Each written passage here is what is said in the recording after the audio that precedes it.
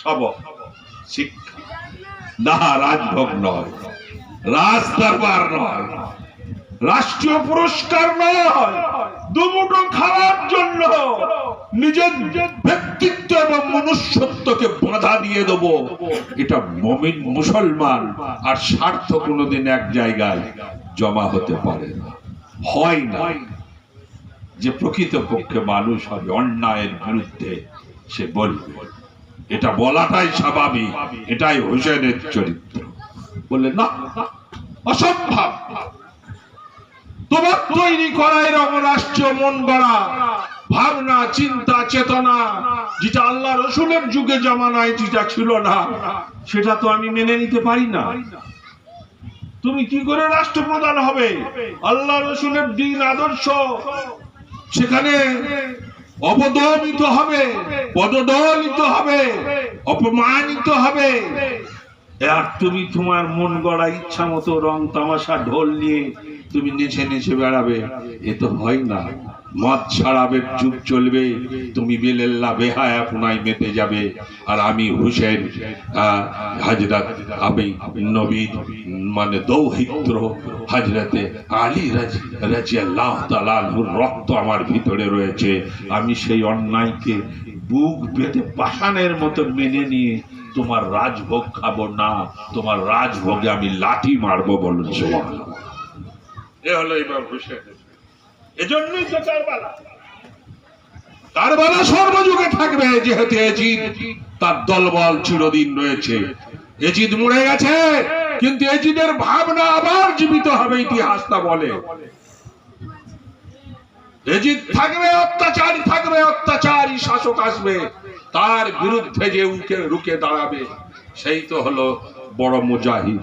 আফজালুল জিহাদে ইনদা কালিমা, আফজালুল জিহাদে কালিমাতু হাক্কিন ইনদা সুলতান যাই। সব থেকে বড় মুজাহিদ সেই যে ওই আল্লাহর ডাককে অত্যাচারী শাসকের কাছে সে মাথা নোয়াতে দেবে না। শিরডানা ঠাড়ো করে বুকে বল ধরে অন্যায়ের বিরুদ্ধে আপসহীন সংগ্রাম যে করবে, সে হলো ইমাম হুসেনের সাথী। আপসহীন সংগ্রাম না, আপোষ নয়, অন্যায়ের সাথে আপসহীন সংগ্রাম করবে যে, সে হলো ইমাম হুসেনের সাথী। হযরত ইমাম হুসেন রাদিয়াল্লাহু তাআলা আনহুর জন্মের আগে কারবালার পূর্বাভাস আল্লাহ রাসূল সাল্লাল্লাহু আলাইহি ওয়াসাল্লাম, হযরত আব্দুল্লাহ ইবনে আব্বাস বলছেন, আল্লাহ রাসূলকে আমি দেখলাম, মাথার চুলগুলো এলোমেলো হয়ে আছে, উস্কো খুস্কো, সারা শরীর যেন একটা উদ্ভ্রান্তের মতো ছুটতে ছুটতে আল্লাহ রাসূল আসছেন হন্তদন্ত হয়ে। আমি আব্বাস বললাম, ইয়া হাবিবাল্লাহ, ইয়া নবী আল্লাহ, আপনার এ দশা কেন? চুল রুক্ষ সূক্ষ্ম আর সারা দেহটা চঞ্চল হয়ে আছেন। বললে, আব্বাস, এই মাত্র জিবরিল আমিন আমার হাতে একটা বোতল দিয়ে গেল, এক বোতল রক্ত রয়েছে তাতে, এবং সেই বোতলটা আমি কারবালার মাটি থেকে ইমাম হুসেনের রক্ত সব বোতলে ভরে নিয়ে এলাম। বন্ধু আবার এ তো হাদিস পাক, মাতম করার নাম কারবালা নয়, ভাবনার নাম কারবালা। ভাবুন যে কারবালা কেন হলো।